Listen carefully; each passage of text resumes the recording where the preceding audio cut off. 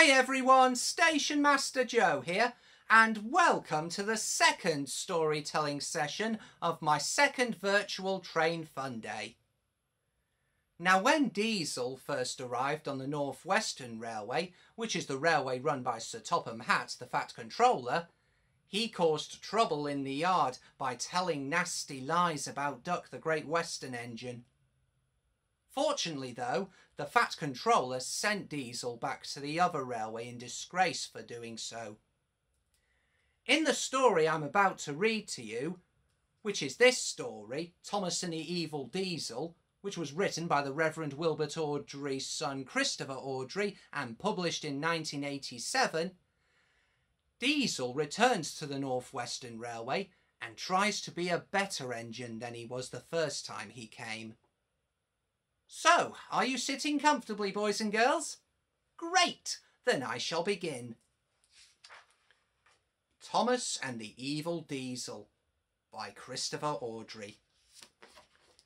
Percy wasn't feeling well. His joints ached and he couldn't breathe properly. The Fat Controller came with an inspector who examined Percy and made notes in a small book. When they had finished, the Fat Controller looked serious. "You'll have to go to the works, Percy," he said. "They'll make you better, but it'll be a long job." "Who will look after my trucks?" said Percy. "Toby can't do everything on his own." "He certainly can't," agreed the Fat Controller. "I shall borrow another engine." The only engine the other railway could spare was a diesel shunter. Duck was at the works when he heard an oily purring noise. He recognised the new arrival at once. "It's Diesel," he thought, and scuttled behind the shed. "What's he come back for?" he said crossly. "The Fat Controller sent him away in disgrace."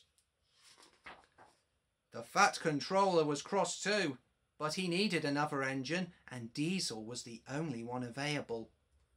When Diesel reached the junction, Thomas was waiting with Annie and Clarabelle.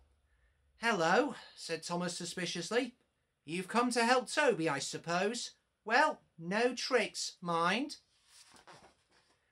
Diesel looked pained. "Tricks? What, me?" he asked smoothly. "I'm just delighted to be of assistance of you really useful engines again." "Good," replied Thomas shortly. "I'll believe that when I see it." Diesel pulled some trucks carefully to Farquhar, where Toby met him. "Oh," he said, "it's you, is it? Well, do your shunting, please, and then take these stone trucks to the harbour." Thomas and Toby made it clear to Diesel that they would stand no nonsense. Diesel listened, purring quietly. "Yes, Thomas," he said smoothly. "I understand, Thomas. Of course, Thomas."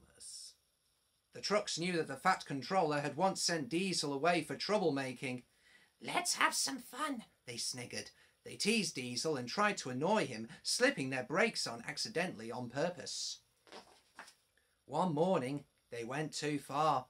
"Here's Evil Diesel," they whispered as he came into the yard. "Oily creature." "Yes, Thomas," they mimicked. "Of course, Thomas. Anything you say, Thomas." Diesel could stand no more. "Arr!" he growled furiously. "I'll teach you." He gave the line of trucks a sharp push, shooting them fast into a siding. The oldest truck, who was also the rudest, was at the front. Too late he saw what would happen. "Oh!" he screeched. "Help!" With a loud crash he hit the buffers. For a moment the oldest and rudest truck was squeezed between the buffers and the other trucks. Then both he and the buffers collapsed and the broken pieces were pushed into the road. "Arr!" Diesel growled fiercely as he cleared up the mess. "Come on, you. Any more nonsense and I'll squash you all flat, just like your friend." The Fat Controller was furious. "You'll go back to the other railway as soon as I can arrange it," he thundered. When the Fat Controller had finished with him, Diesel was glad he was going home. A day or two later, Daisy was running downhill when she felt something warm and wet splashing her wheels. At the next station she felt hot, and her joints were stiff.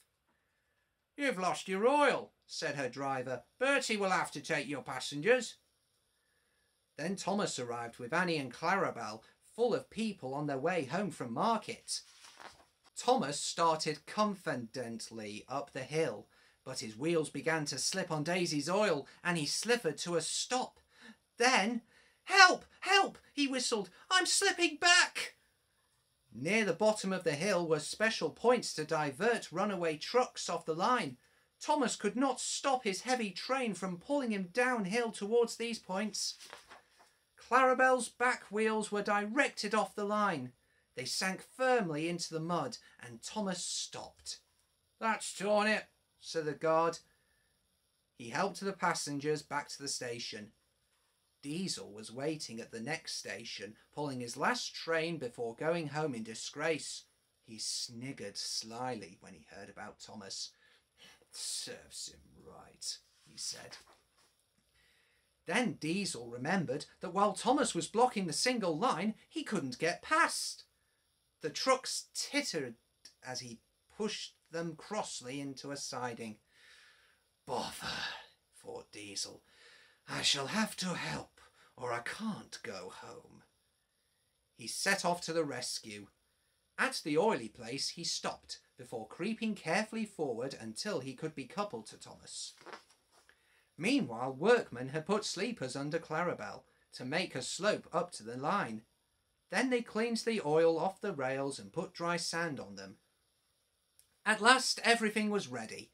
Diesel dug his wheels into the sand and pulled, but he was careful not to pull too hard in case a coupling broke. With sanded rails, Thomas could help too. The engines moved forward a little way and stopped, then a bit more, until inch by inch Clarabel came safely back onto the line. Clarabel was unhurt, so they went back for the passengers. Then, using plenty of sand, both engines pulled the train up the hill. "Thank you, Diesel," said Clarabel. "You were splendid." Diesel began to feel sorry that he was going home. Clarabel asked the Fat Controller to forgive him, and now everyone hopes Diesel will come again. Diesel hopes so too. Well, boys and girls, I hope you enjoyed this storytelling session, because there will be yet another storytelling session at the next hour. Until then, enjoy everything else there is to come from this virtual train fun day.